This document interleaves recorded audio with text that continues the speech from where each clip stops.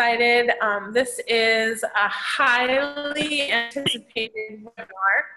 People have been asking to be able to talk to Chris and pick his brain a little bit about microblading. So I'm really excited to have you here, Chris. Welcome to Live in the Hive. Thank you, thank you, thank you. Well, guys, thanks for coming on. Julie, I can't see you anymore. You won't see me when you're talking unless you change your screen view. Oh, okay. Just so you know. No problem. And just so everyone knows, let me give you one more housekeeping rule, that at the bottom of your screen, I know some people that are familiar with Zoom know this already, but there's a chat button. I have muted everyone on the call. So if you have any questions as we go through, go ahead and enter them into the chat, and I'll ask Chris at the end of his short presentation. So please, we welcome all of your questions. Yes, we want lots of questions, you guys, because I'm gonna base most of this on Q&A as opposed to me just sitting here and like rambling for a half hour, because that's boring. Nobody wants boring. So I'm gonna get started. So I've been doing microblading for quite a few years now, and I actually did it before anybody really knew what it was. And I kind of taught myself in a way because there was no trainings available. And now it seems like microblading is all over the place. And I'm sure, you know, you guys are all here because you've either heard of it or you want to know more about it, or both. And it's just really amazed me how, especially in the past year, microblading has really like exploded. And so Julie and I wanted to really start working on getting people more educated about it and getting trainings going where people can really learn the proper way to do this. Because when you really think about it, what microblading is, you know, taking some needles that are all in a row, and for lack of better words, you're cutting into someone's, you know, eyebrows. So it, you know, potentially is, you know, can cause some major issues. So that's why we wanted to have this and talk a little bit about microblading and the safety issues and how you can go about getting registered if you want to become someone who microblades, or if you're interested in, you know, wanting to get it done but you don't know where to go. That's another question, you know, that we can answer here as well. So there's just a couple of things that I want to talk about before Julie starts asking questions. And a lot of people don't realize that to get certified, and I'm using quotes on that for a reason, in microblading, and to get a license in microblading is incredibly easy. And people think, oh, well, since you have a license for it and a certificate, that must mean you have done years of work, and that's absolutely not true. The reality is that in most states, all you need to do is get a tattoo license, which means you're sending an application into the city, you're sending them a check, and you're sending them a bloodborne pathogen test, which you can take online, takes 30 minutes and $25, and you are licensed to do tattoos, which means you're also licensed to do microblading. So it literally takes nothing to be able to microblade, which is why so many people are doing it now. And they're then going online and going onto YouTube and looking at tutorials there and saying, hey, I can make a few $100s per person. I'm gonna start doing this. So that's why we have such a proliferation of people who don't know what they're doing, which we want to avoid. So that's why we're doing this webinar. So it's really scary how you really don't need to have any skills. You don't need to have any training, literally no training, and you can get a tattoo license to do microblading. So a lot of people don't know that. A lot of people don't understand that. And from someone like me who's been doing this for 5 years and has been in the spa and beauty industry for 20, it's kind of scary, you know, and it takes away from me as a practitioner and me as a trainer and other people who are out there legitimately doing this work and doing a good job, because now we have so many people saying that they, you know, are certified, whether it's online, you know, from a 2-day training. It's really scary. So that's my main thing that I wanted to talk about with you guys. If you are going to go get certified, and I keep doing that because it's really anybody can certify you. If you're going to do that, really check into who you're going to, why you're going to them, what experience they have. Look at their pictures, make sure they have pictures that are actually theirs, because a lot of people put fake pictures up. There's a lot going on out there, so don't trust people is the bottom line of what I'm getting at here. And I'll touch on some other things, you know, once, you know, Julie starts asking questions, but I really want to get into the questions now because I know that's important for people. So that's my spiel, and I'm going to take it over to you, Julie, and you can ask questions. Well, definitely, if anybody has any questions, please enter them into the group chat. And if you're not familiar with Zoom, it's at the bottom of your screen. You'll see a chat button, and I'll wait for any questions that you may have that are specific to your situation. But a lot of questions that come up in spas that I visit, one specific one is, how can I earn money? So how much money can I earn doing microblading?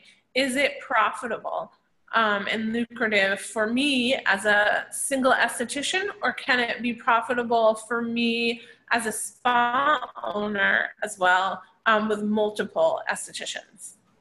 I mean, that's kind of a loaded question. So of course it's profitable. I mean, you know, being an esthetician can be profitable. Doing eyelash extensions can be profitable. But this is not something that you just do. You go get a 2-day certificate and you start making $700 a person. And I think a lot of people that come and do trainings with me, they think, oh, I'm just going to do this certificate and then I can start working. This is a really difficult thing to do. Not only is it, you know, dangerous if you're don't know what you're doing, but it's really difficult, and it takes a lot of skill and it takes a lot of practice. So I always tell my students that you really need to practice at least a month off of skin before you are even working on people. And then you should work another few weeks, probably a month, like on 5 more people, before you start collecting money. So after you do your actual training, it's going to take you a good couple of months of practice before you're even comfortable doing this. And if you do it before that, then you're doing a disservice to people, because you're not going to do a good job, because it's very difficult to learn this, and it's very difficult to train, and it's aggravating and frustrating, and you need to be comfortable with it. So yes, you can make money off of it, but it's not instant money. It's going to take a while. And I always tell people, it's kind of like if you're an esthetician. When you first got your license, you really didn't know what you were doing. So you needed to practice. You needed to work on people. You needed to do peels on people before you were really comfortable with it. So, you know, like I charge right now to do microblading anywhere between $700 and $1,000. You're not going to go out the door, you know, making that much money. It'll take you years to do that. But you can usually, after a couple months, start at about $250 per person, and go from there. I know someone who was really good. She was really good from the beginning, and 2 months later, she started doing $500 per session. But she already had existing clientele that trusted her. So, you know, it really depends. You can make anywhere, you know, when you're starting out, from $250 a person to $500. I would not ask for more than that. And as far as being a salon owner, you have to look at, you know, the numbers. I mean, is it going to be worth it for you? Probably it is, because you're offering something that a lot of salons and spas are not offering yet. So you're kind of ahead of the curve. So you're going to be one of these trendsetters that have a microblading artist you know, on staff, which is a really good thing. But you do, as a spa or salon owner, have to know, technically in most states, you have to have a tattoo establishment license, which means the health department has to come in and approve you as a tattoo parlor, believe it or not, in order to legally, you know, be having someone come in and do microblading in your location. That was a really long answer. Thank you for the answer. There's a lot to it though, yeah. My other question would be if, you know, I'm interested in doing microblading. Right. And what are my next steps? So I'm on this webinar and I'm not currently doing it. Right. And I want to get some real tangible information on my next steps on how I should evaluate if microblading is right for me or for my salon or spa or med spa or whatever the location may be that's on the call. Right. What are some next steps that I should take? It's like with anything, you got to do research. You know, you just got to start Googling, you know, microblading training in my area or microblading training in, you know, New York or wherever you live, and see what pops up. And honestly, I know that I don't, because I recently started doing Google AdWords, which Julie and I were just talking about, which is the bane of my existence right now. I'm not real high on the Google list. So you really have to do your research. And I know that when people come to me, they come to me because I offer one-on-one private trainings, which I think is really important, because one thing I would recommend is if you're looking for a training, make sure that it's not too big, because everybody with this needs personal attention, and you need a lot of personal attention with the microblade training. And if you don't get that personalized attention, you're going to get lost, and you're not going to know what you're doing after the 2 days or the 3 days. So I would say look for someone who gives one-on-ones and ask them for references, and call some of their previous students, check their websites out, check their Facebook page out, see what their reviews are on there, and you'll get a good idea. And I think you'll know, you know, once you see it, which one is right for you, because there are different types of trainings available. Great, thank you. Also, another question that came in is about when you're trying to find someone to do microblading, or the customer is trying to find someone to do microblading. Can you tell us about some few gone wrong situations? There's a lot of them. And you know, how can we avoid that? I mean, of course, research, but I know that, you know, there's been certain instances that you've had to, you know, do corrections and things like that. You know, tell me, this is serious business. It is. And, you know, what are some of the things that you've seen go wrong?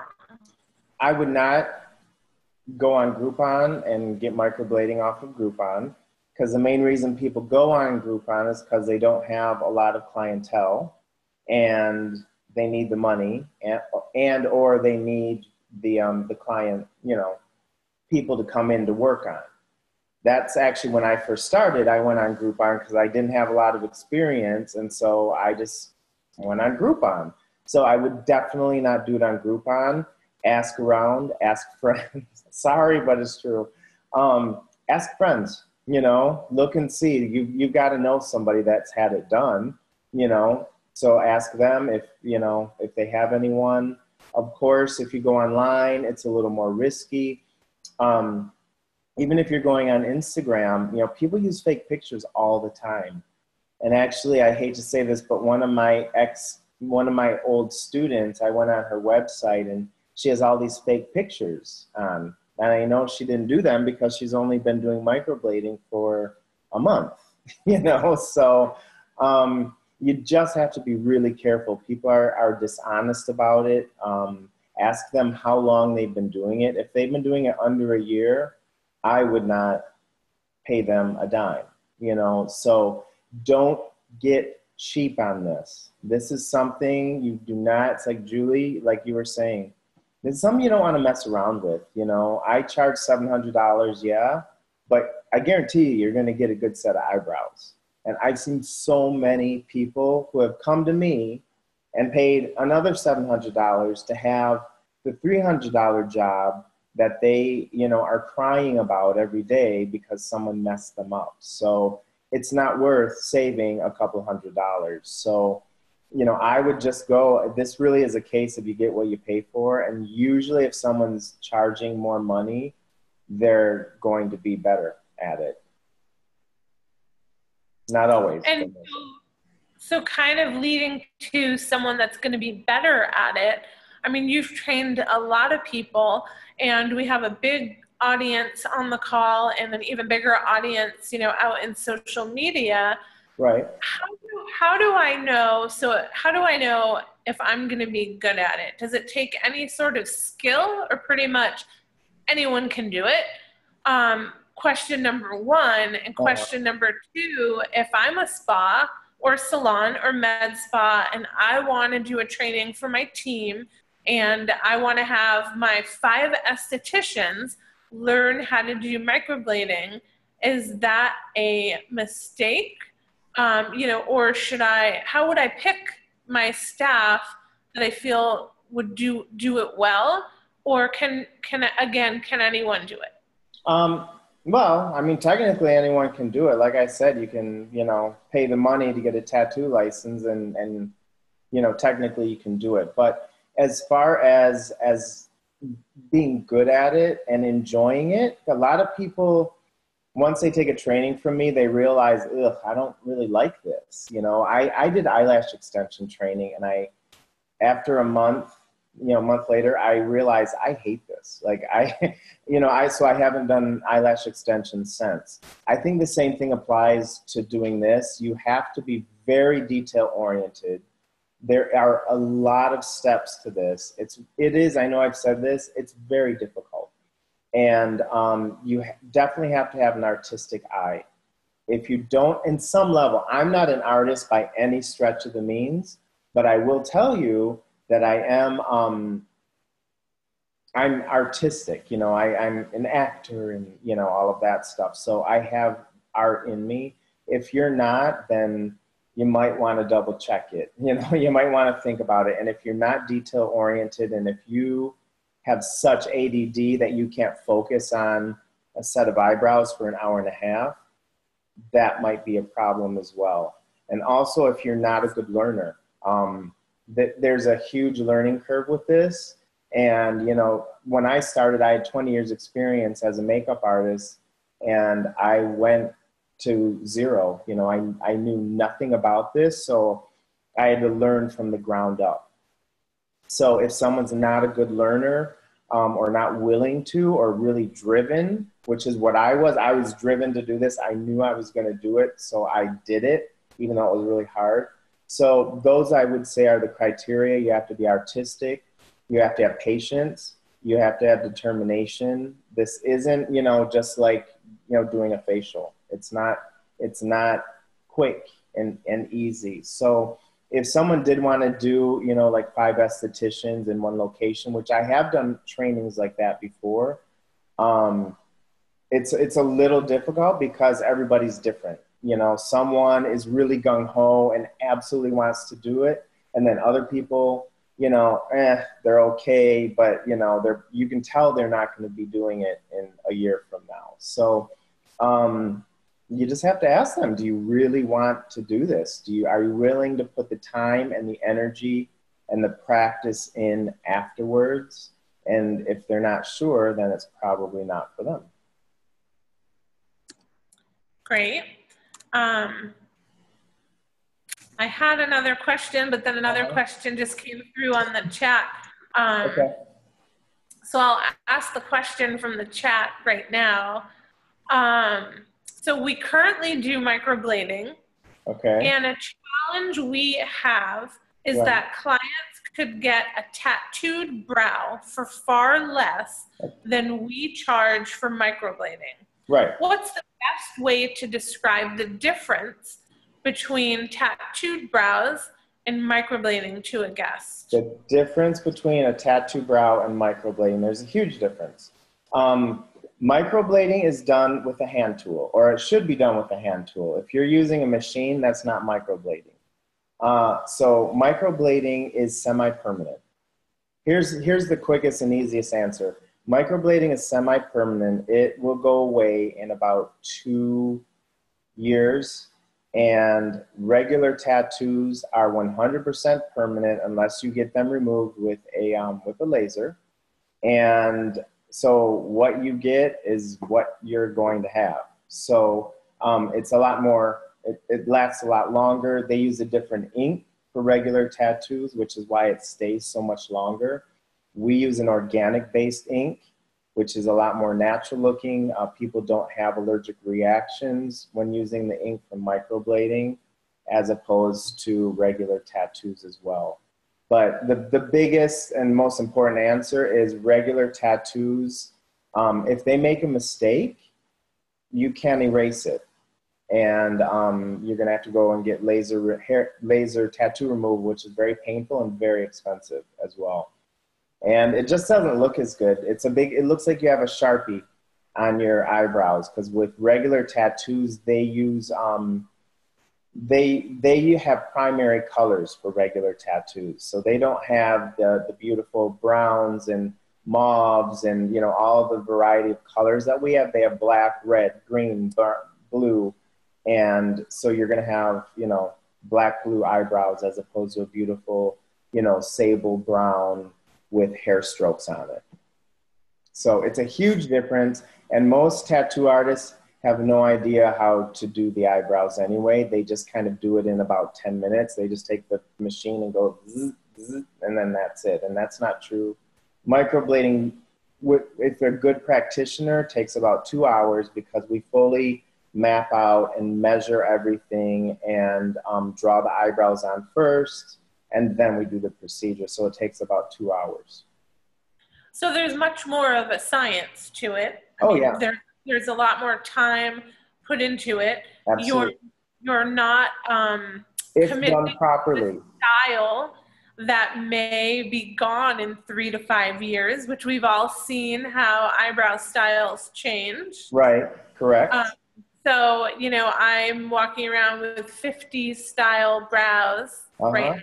Yeah, exactly. And that's a thing too. And we're in the day and age of people getting Botox and getting fillers. And what happens in, you know, 3 years when the Botox wears off, you decide, oh, I don't want to do Botox anymore. And your brows start lowering down, and you have that permanent tattoo that's now like going down too. So that's not cute. That's not the look we want. So at least this is a lot less committal, so you can do it. And I know we say, oh, in 2 to 3 years, the microblading disappears. It's really about at a year. It starts fading dramatically at about a year. And then by 2 years, you can't see it at all. So it does not last 2 years. It lasts about a year. And then every year from there, you have to get it touched up. And so I'm one of those people that, you know, I got talked into the tattooed brows. And so now what do I do? Can you microblade over tattooed brows? Can you microblade? Can you as an artist, you know, help fix? Yeah. Can you microblade over tattooed brows? Yes, you can. You need to be experienced with that though. You know, so again, if you have an existing tattoo, if it's a really dark one, no, you can't. Absolutely not. You can reshape it, but you can't change, you know, like if it's really dark here from an existing tattoo, nothing can be done about that. You can change the shape of it though. So can you soften it with hair strokes? Yeah, and that's what you're doing, is because you're going to be adding hair strokes up on the top. Usually, because usually when they do like a hardcore, like old school tattoo, it's just kind of like that. Whereas it's a lot more modern when you do a microblading, you know, when we do the hair strokes. So you can, but the person has to have experience with that. And unfortunately, people will lie and say they do have experience, but don't, and then make it worse. So you really have to be careful and do your research. Call the people, talk to the person who's going to be working on you, and ask a lot of questions. Go in for a consultation, see what the location looks like, if it looks dirty, and you know, if they're doing 20 other things there, I wouldn't trust them. I would trust someone who specializes in eyebrows and microblading and doesn't do 20 other things. And another question that came through the chat is, are there different insurance requirements when you add microblading to your menu? Yes. As a salon, you do have to add it on. And like I said, if you're, you know, to be totally legit, you have to be sign up as a tattoo establishment and have the Board of Health come in. As far as insurance, I was just talking to my insurance person because I wanted to find out about teaching, because I do a lot of teaching. And when I teach, if I go into someone's salon, you don't have to have any extra insurance. But yes, you have to just call your place up and say, I also want to add microblading onto the list of services. And then it's going to be more. I have no idea how much more for a salon at all. But I would also have the person doing it, have them get insurance as well. And that's kind of having them get skin in the game, you know? So if someone is paying for their own insurance, you're paying for yours, you know, they're less likely to stop doing microblading. Okay, so the bottom line is that you need to contact your insurance provider and let them know that you've added microblading to your service menu. Yes, because otherwise it could be a huge disaster. Right, exactly. And I've heard of that happening. Yeah, none of us want that. And I've heard of it happening. It's not like just hearsay, like it really does happen where people get in trouble because they, you know, didn't have the proper insurance for this. Mm-hmm. And then another question that just came through on our chat is, we currently offer microblading. Should we require all microblade, let's see, let me consult for all micro clients? So okay, so I think I'm understanding this as, should we require a consultation for all microblading clients? Right now, we just require it for people who have gotten microbladed previously or tattooed brows. Well, but do you recommend us doing a consult prior? I do. Most of my consultations are done through text messages and through emails. I just have them send a picture. So I can, and a clear picture, you know, with light, you know, and with an actual picture of the eyebrows and not the forehead. And I just have them send a picture, and I, you know, ask them, what do you want? What are you looking for? And they tell me, they send me the picture. I tell them, okay, this looks like, because the price varies when you're getting microblading. For me, like I said, I go between $700 and $1,000. $700 is someone who doesn't need too much work, that has hair already. And then the $1,000 is for someone that has absolutely no hair, because that takes an extra hour or so. Okay, so no, I mean, to me, like having someone come in to do a full consultation, it's I hate to say this, but it's kind of a waste of time. And you know, time is money for all of us. If the person feels that they need to, sure. But almost always, they're fine with sending a picture, and I give them a quote then. So how do you prevent, you know, dissatisfaction? So if people are, you know, their expectation is one thing, Right. How do you clearly manage their expectation to make sure that, you know, you're achieving? Well, sorry to cut you off. That's a really long, like when I do my trainings, that takes me about 2 hours to go through all of that, because it's all about managing clients' expectations. And I find that most people, when they come in to get their microblading done, they, number one, aren't really sure what microblading is. They don't know, you know, the first question is it going to hurt? Which, it's a little uncomfortable. It doesn't hurt. It's a little uncomfortable. But, and I heard it hurt. It depends on the practitioner and the products that they use. So, so yeah, it's when they first come in, they don't really know what to expect. They're nervous. They have anxiety. Is it going to hurt? Are you going to screw my eyebrows up? So all of that is coming in to play, and it's all about you as a, you know, practitioner or as a salon owner, to make them feel better about this and tell them, listen, I got it done, or, you know, she got it done over there, and here's what the process is like. I have a 5-page sheet that I give people when I'm doing my microblading, which is before, during, and after, what to expect. What are your brows going to look like? I also give them my phone number, and I tell them, you know, everybody has a freak out moment usually about 4 days after they get their microblading, where they look in the mirror and go, oh my God. And so I try and prevent that, you know, by giving them this sheet of 4 days into it, you're going to kind of freak out a little bit, you know. So, but I do give them my phone number, and I tell them, just send me a picture and I'll tell you it's normal, which it always is. So it's just like you said, it's about managing expectations and letting people know what to expect, what's going to happen, how is microblading going to work, step by step by step by step. And I've had so many people that came in and said, oh yeah, my friend did it, and they just kind of like threw her down and did it and left, and like that was it, you know. And that's not it. It's all about customer service and making them comfortable with the procedure, because it can be scary. Great.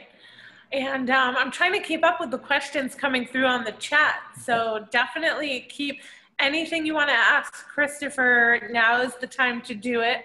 But we will be having a follow-up webinar in the next week to 2 weeks. So stay tuned for that. And there'll be some information about how we'll get, you know, deeper into the business of microblading. So can I ask a question?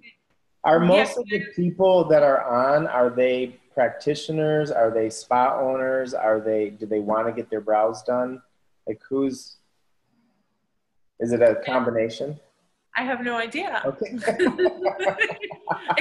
except the people that are asking questions that seem to be salon owners, but that's okay. A few people out of our group. So, you know, if anyone wants to let us know. I'm going to go back to the question too.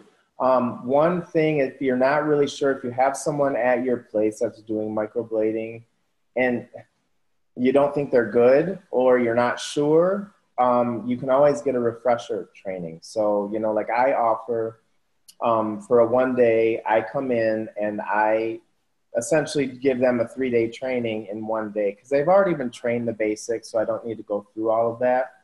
But I show them, okay, here's how you do it. Here's how you manage the expectations. Here's how you go from A to B to C. Here's the colors that you use. You know, I do it all a lot quicker. And I find that to be a lot, you know, very helpful for a lot of people. So you're spending, you know, $1,000 to refresh yourself, or maybe relearn because you weren't taught real well, because that happens a lot too, unfortunately. Great. Yeah, unfortunately. Mm-hmm. And then, let's see, have you ever done microblading on the lash line? Yes. And is that part of a traditional training, or is that done separately? So, you don't microblade on the lash line. So I'm just going to go over something that's really, it's like my pet peeve about microblading, which I don't even like that term, because I feel that it doesn't explain what we're doing here. Microblading if you're talking about microblading, all it is taking an instrument that looks almost just like this, has no electricity to it, it's a little hand tool, and you're doing little hair strokes. That's microblading. That's the only thing that microblading is. So you technically cannot microblade the eyeliner. So if you're gonna do eyeliner, that's something called a powder fill. It's with an instrument called soft tap. So it's two totally different things. And not to bite your head off, whoever asked that, but a lot of people get confused. They think that microblading and micropigmentation and coloring the skin and it's all the same thing, and it's absolutely not. So that's when I do my trainings, I teach people, okay, microblading is hair strokes, and then we have all these other things that you can do as well, like liner. So usually with liner, I use a machine, because I also work with a machine as well as hand tools. And I just this past weekend, you can go on my Instagram page and see it. I trained one of my students. She did microblading before she came back to learn with a machine how to do eyeliner. So, you know, I offer something like that, but I wouldn't do it along, you know, with the first class. The first class is strictly microblading. That's it. Hair strokes on the eyebrows. Got it. And then I have one more question here. What is the I could answer them all day. I know you can. What would you say the average amount is to send a technician to school to learn microblading for a good training? Cost. Okay. So not saying, you know, on not a janky training, right? Not a janky training, but a good training. What's an average cost? Well, you know, and it's funny because when it comes to classes, it's not necessarily, you don't necessarily need to pay $5,000, and it doesn't mean you're going to get a good training. And usually you're going to be in a class of 25 people, which that's the last thing that I wanted. When I got trained one-on-one, and I loved it because she spent 3 days just with me. So generally what people are charging is for I would say for a 2-day class, which I don't recommend, by the way, is about like anywhere from $1,900 to $2,400. For my training, I charge $2,450, and that's for a private one-on-one training. And then if you have a 3-day class, there's some people do a 5-day class. It's usually about $1,000 a day. If you average it all out, that's how much a training will cost, is about $1,000 a day. So if you're doing 2 days, it'll be around $2,000, you know, $2,400. If you do 3 days, it'll be $3,000. 5 days is $5,000 generally. And again, I would check around, you know, and I would, you know, ask them for referrals, especially, you know, you're going to be there for 3 days. You know, you don't want to learn or not learn, you know, so with you know, paying that much money. So. Right. Just a quick question, but, you know, have you encountered many situations that you've had to retrain people? Not from my trainings, but no, not from your training. I've had to retrain people. Absolutely. I think Julie, I was just telling you about this down in Miami. A friend of mine, she, you know, got trained down there. I think it was a 2-day training, and she said, "Chris, I haven't done anything because I'm so uncomfortable and I don't know what I'm doing that I haven't done anything." So I went down and I gave her a day training, and she's now doing it, you know. So absolutely, I've had to retrain people. Okay. Just because someone's giving a training on microblading doesn't mean they're good. So again, right, exactly. Exactly. And what I mean, I've recommended, you know, several people to take your training. And what I like about it really is, I mean, obviously, you know, your attention to detail, but that you don't just, you know, leave them and say, okay, you're done now, you know, go out into the world and good luck to you. you know, you kind of handhold them and give them the opportunity to follow up with you if they have questions. And I think that's really great, I would say. Right. And I think most places don't offer that, you know, extended training. I call it, it's a more of a mentorship. So what I do is I do mentorship microblading trainings, which means just what you said. I actually extend it out for 6 months. So you have a 3-day training, and then I have people sending me pictures and sending me, you know, when they do some drawings, and I think I even have one somewhere.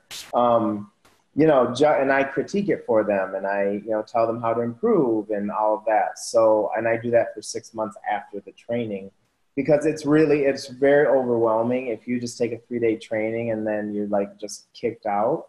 It's kind of like, well, what do I do now? You know, I just had someone ask me, what do I do about marketing, you know, for my microblading, because, you know, I started doing really well. And, you know, she said, then all of a sudden it seemed to peter out. So, you know, how should I market myself?